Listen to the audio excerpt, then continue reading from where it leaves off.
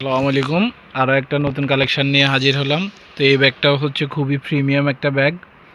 তো এটার এই যে লকটাও কিন্তু খুবই দামি, অ্যান্ড হচ্ছে এটার ফোল্ডিং করা থাকবে। সাথে হচ্ছে আমাদের 5টা কালার অ্যাভেলেবেল আছে, অ্যান্ড হচ্ছে সবগুলো কালারই হচ্ছে আপনাদেরকে দেখাই দিব।